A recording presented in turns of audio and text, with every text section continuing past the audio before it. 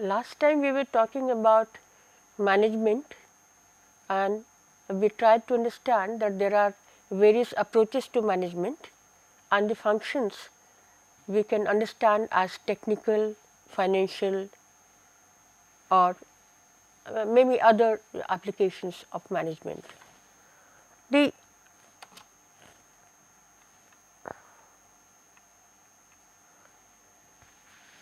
Another addition to the approaches of management has been strategic management, which is a new addition to the whole concept of management. Why strategy?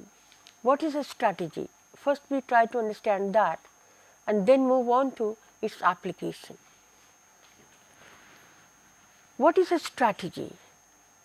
The match an organization makes between its internal resources, skills and the opportunities and risks created by its external environment over the long term period for competitive advantage.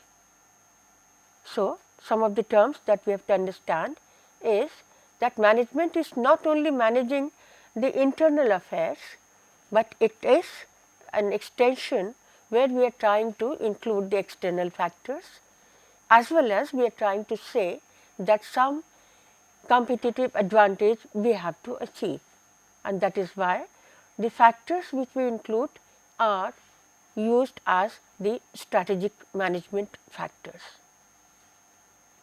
Let us see what is why strategic. Strategic because it involves all managerial personnel, because it regards people as the most important assets. It is proactive in its relationship with people, and it seeks to enhance organizational performance, employee needs and social well-being.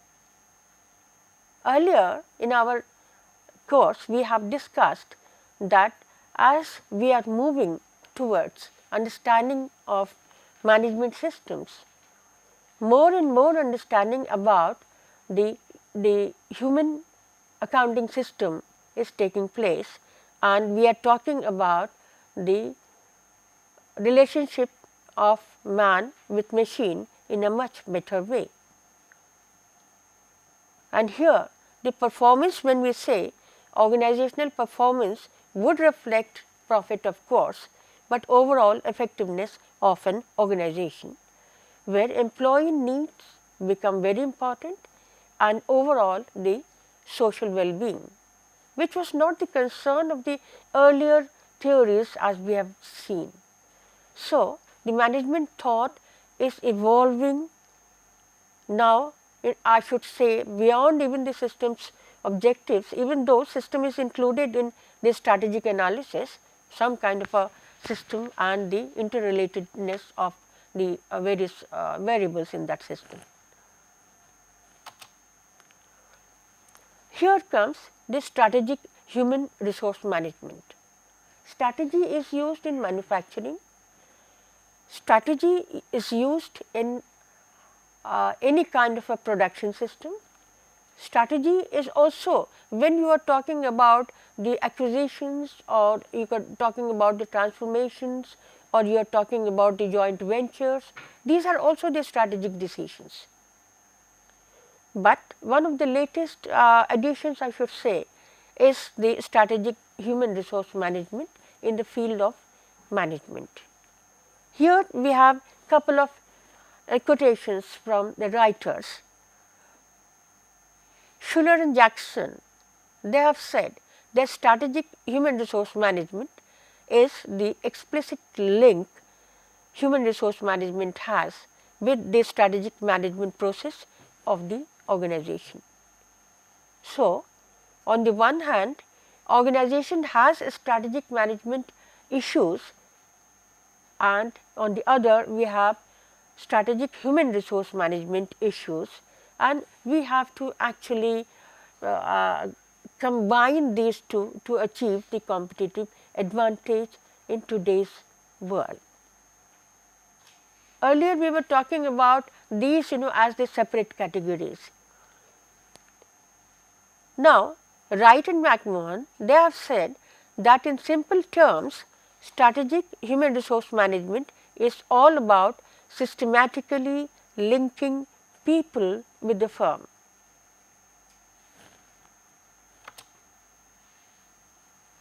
Here, an important issue that you should understand is that in the whole process of management, why we have started talking about strategic human resource management so much, the reason being the realization that other assets might get obsolete because new systems emerge, new technology emerges, you have new designs. Okay, you have now from the automated systems to the computerized systems, you have the robotics, you have so many new systems which are emerging. But so far as human resource management is concerned, older the human resource, or in other words more experienced the human resource, you will find that there is lot of value addition in that. So, whereas in other cases you may still develop new technology, work on the new systems, human resource management you have to look at the strategies where you find that who are the valuable assets for your organization. Because when you combine these two, only then you can achieve the best results and of course, establish yourself in the market competition. Now, when we are talking about management and strategic management, we have to look at 4 different parameters. These are the skills, the knowledge, the creativity and the attitude of people. If you look at the production management system, also you can see that these 4 factors will apply there. If you are talking about even the marketing system, you will also see that these 4 factors will apply there. And of course, in human resource management, these 4 factors are inevitable. So, what we are trying to understand is that the kind of disciplinary boundaries that we have created, that here is human resource management, here is production management, or here is other kind of a management. Actually, with the advent of new developments in management, we are trying to say that you can't do without human resource management, even production management. If you are talking about productivity, quality, even the competition in the market, you need very well trained human resources, highly motivated human resources. You have to retain good people in your organization. That is a great challenge. And so, the management system is now trying to look at the in totality the total system where strategic issues become very important. Now, there are number of influences that we find on the development of human resource management. As I said just now, that human resource management then has its impact on the overall management.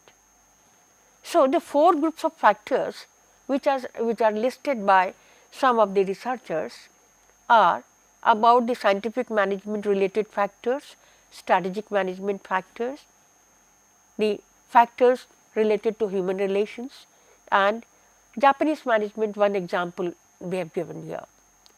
We have already done scientific management and human relations management as part of the development of this field in our last lectures. What we have to understand is the strategic management, which refers to long term thinking, missions, objectives and values, planned activities, resources management and proactive designs of systems or proactive directions. You understand, proactive, when we say proactive, there are proactive individuals, proactive thinkings, proactive management. They have to visualize that where the world is going, and proactively can you design certain systems. That is one of the important aspects of strategic management. So, and of course, in addition to this, we are also talking about Japanese management, because that becomes a sort of a model for some of us, the way some of the industries are going, in the Japanese system. And as a result of this analysis comes in our understanding of commitment, development, organizational culture, quality, just in time management. We are also talking about the core flexibility, and we are also talking about the continuous improvement in the system. So, in today's strategic thinking, in fact, we have combined many of those aspects which are also emerging out of the Japanese management system, as has been listed here by some of the authors. Now, in the next few hours, we are going to discuss some of these strategic management issues. If we are talking about commitment, people have work commitment, people have organizational commitment, and we are looking for, and of course, people also have commitment for different things in life. But here our reference is to work commitment and organizational commitment, on which even in IIT we have done lot of research. So, I will be talking about commitment perhaps in my next lecture, but let me talk to you about the strategic management issues, some further details on that. I am taking one issue of values in organizations. Earlier, we were never paying much attention to values, ethics and missions of the organizations. Now, every organization has a mission. You understand mission. Mission of an organization is perhaps the dream of an organization, that we like to achieve this, and they have the ethical considerations now in organization, which is coming up in a big way. Earlier, we were not concerned so much about the organizational ethics and of course, the values. So, the role of values in organizations, whether we talk about personal values or organizational values, this is very important. So, for now I am discussing the values in organizations as part of our understanding of modern management systems and the strategic management. In recent years, management thinkers have started emphasizing on the importance of value-based practices in management. Now, these values, as we see, are due to the realization that values are the core motivating and guiding variables of management, of human behavior, in turn of management. Okay.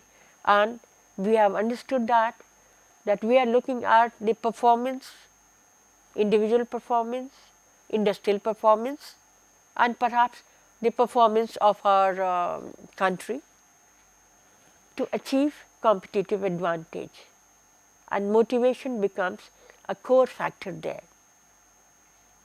And in values, we have some reflection of motivation and guiding variable, because these are the priorities. If you have to do something, you will think about it, and whatever motivates you or whatever are your core values, you are going to work according to that. So, there are values which the person has with him, and organizational values in terms of organizational culture that we can develop, and that is how Some employees say that is an organization worth working. What is there? The organizational values, perhaps they are caring for you, the kind of culture, perhaps the interpersonal relationship is very good, the team working is done in a wonderful way. So, there could be many examples of organizational values as well. So, when we are talking about the role of values in organizations, we understand that these values operate at two levels in the organizations, at the organizational level and at the personal level. I am sure all of you will start thinking now your personal values and organizational values. You have some personal values and you have, our organization has some values and which we like that you should also learn and follow those values, okay? And then there is an amalgamation of the two, okay? And if these are the best values, we are achieving excellent results and we become world class. That's the idea of value, and obviously when we become world class, then the competition we are ahead of others. Organizational values,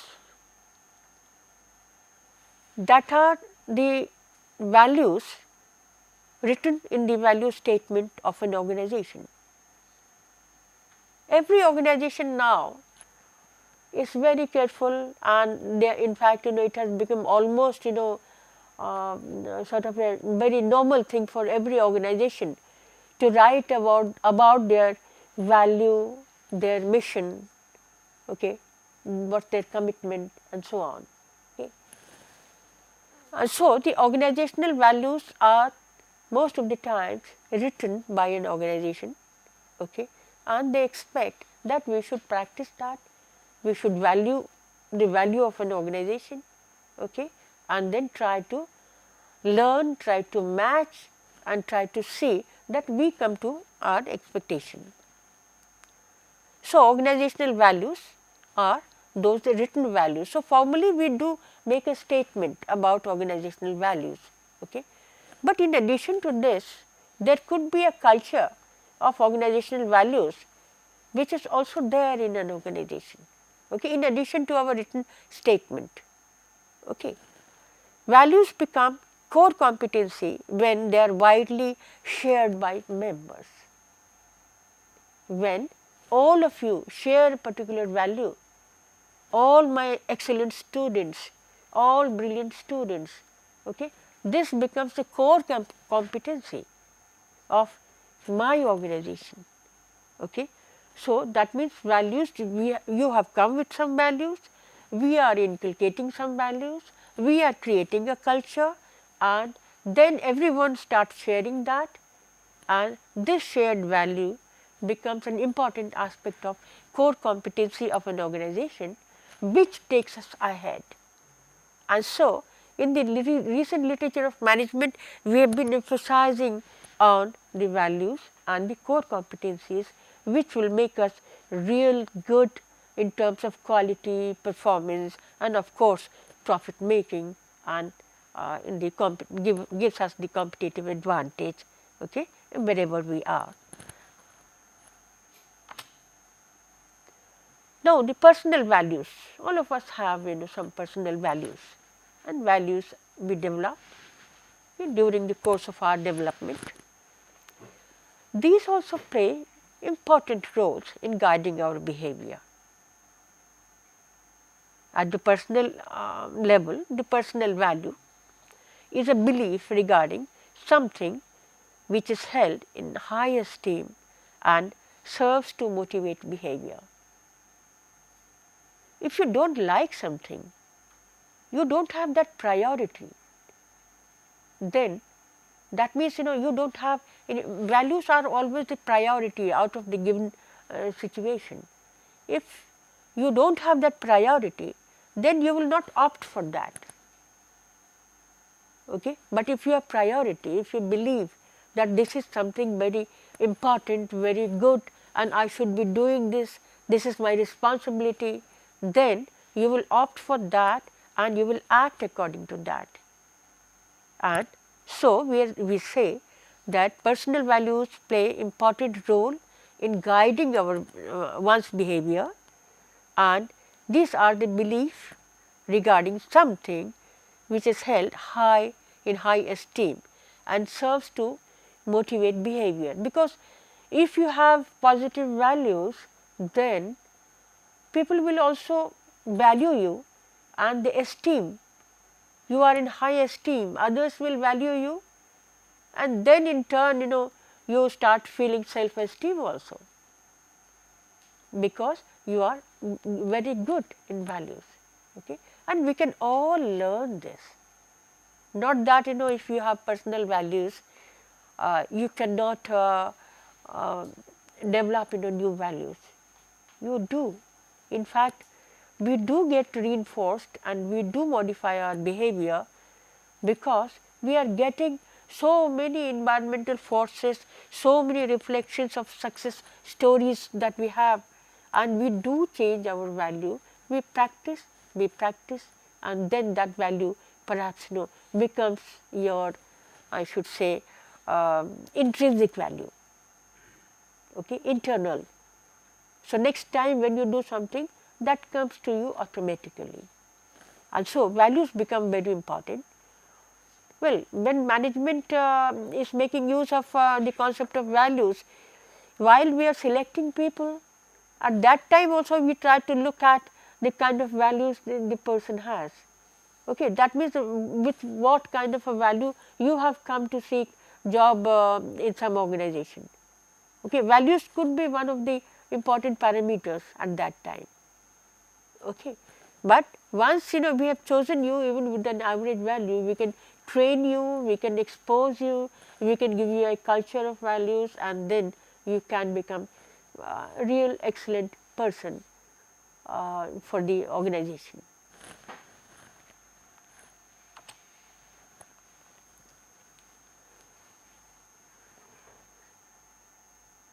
So, in organizations, some ways by which personal values play a role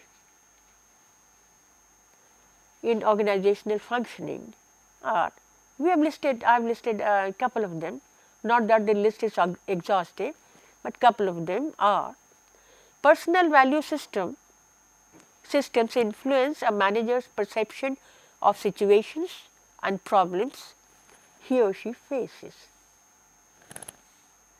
Personal value systems also influence a manager's decision on solution to problems,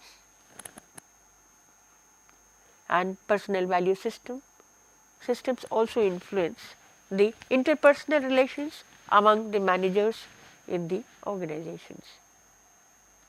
Few examples we are giving. In fact, value we have taken as one of the main examples of this strategic human resource management factor.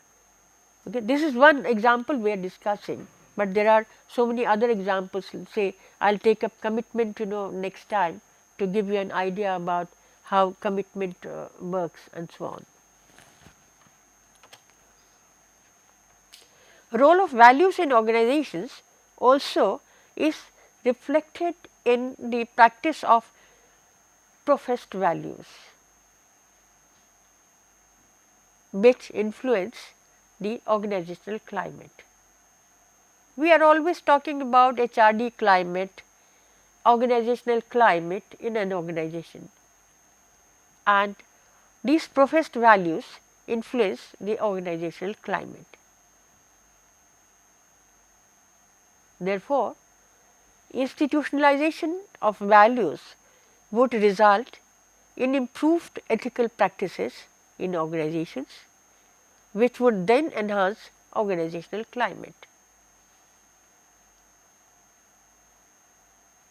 So, if we are talking about the professed values, we are talking about the ethical practices, you can see that there is a great responsibility of the managers in terms of developing the organizations which are world class and which will actually result into positive gains for an organization, as well as for perhaps all the individuals working in that organization.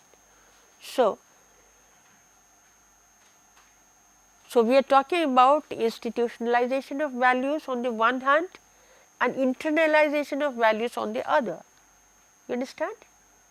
Internalization, when you internalize certain values, and when we institutionalize the our organization. Okay. And so there has to be a very close match between these two sets of values if we really want to achieve excellent results. Okay. So in fact, in the recent years, lot of studies have been done in these so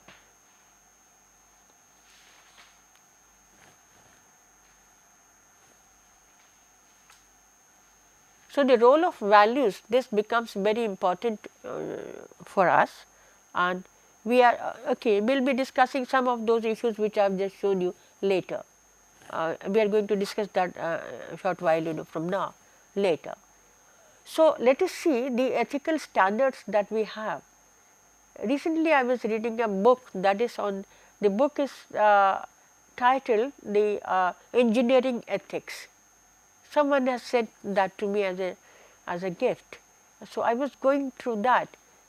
Often I find that engineers, when they are in the manufacturing sector, perhaps they are not concerned with the ethical part of it. They are more concerned with the other engineering aspects of it.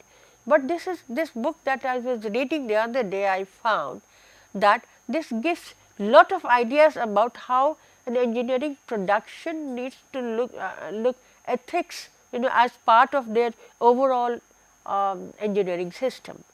Very interesting book, and also the realization that engineering ethics become very important aspect of the day to day functioning of an organization, and of course the person, the manager who is actually functioning in that organization. Therefore, the discussion that we have had today is all about the strategic management, which is the new addition to our the recent addition, I should say, to the thinking of management and the development of those thoughts that we have been looking at right from the day of Taylor to the Hawthorne studies, to the classical approaches, to the contingency approach, systems approach, to the strategic management approach. So you can see the journey, and it goes on, and the subject, as also you can see, is very closely tied within the psychosocial system of any society. So the management system, in addition to its technical knowledge, and as we have seen some of the ideas like that the skill is important and knowledge is important, all those things. In addition to that, what we find that the social system becomes very important parameter in changing our managerial thinking. So the managerial thought, okay, and it gets embedded into all aspects of the management functioning today. Now this brings us to some other issues which relate to the issue of strategic management. An important issue that has come up with the advent of globalization, competition, and also the social change, I can say, is the issue of commitment of employees in an organization. Now we are finding the attrition rate, and this challenge of attrition rate can be sort of arrested if we have committed manpower. Otherwise, what will happen, that people will join your company and they will quit, and you have to retrain your people, and then the cost of retraining is so much. Okay. But if you have committed workforce, they will be value laden, they will be ethical, and they will really be giving you good results. And therefore, commitment, again organizational commitment becomes an important issue when we are talking about the strategic human resource management, on which we out here we have done researches on public sector organizations, the professionals working in India. We are also working on the gender issues, the commitment, how much women are committed to their work, and so on. So in the next few lectures, then we will take up one of these issues and we will talk about it, and then of course, finally the globalization issue that relates to the management system.